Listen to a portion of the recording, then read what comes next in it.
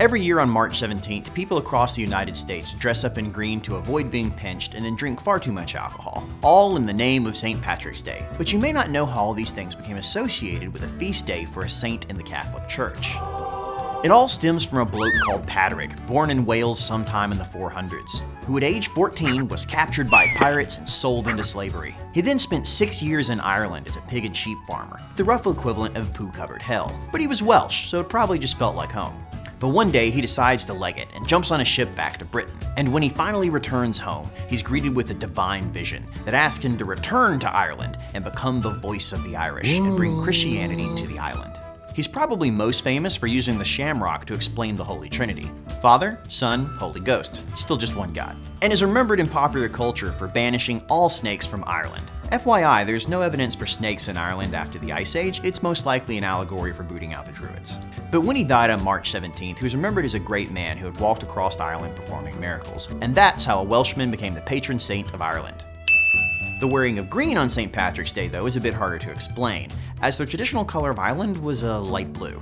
But green became a nationalistic symbol after the Great Irish Rebellion of 1641, where displaced landowners rebelled against the English crown. They were led by Owen Roe O'Neill, who flew a green flag with a golden harp. The rebellion failed, but green was forever linked with the idea of a nation of Ireland.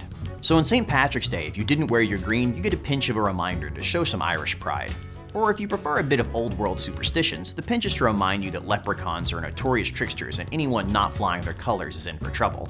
Which just sounds like another way of saying wear your green or else. And all this is brought to America in the 1800s, when 4.5 million Irish left the country to escape overcrowding, persecution, and famine.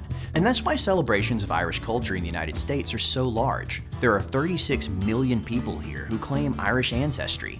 That's 7 times more than the whole of Ireland. The Guinness, the green dye, the parades, the music, and the drinking with friends. They're all ways to help a people who crossed an ocean to find a new life stay connected with their old one. So it may have started out as a Saint's Day, but now St. Patrick's Day is a celebration of everything Irish. So wear your green if you want to. It's the one day anyone can be Irish.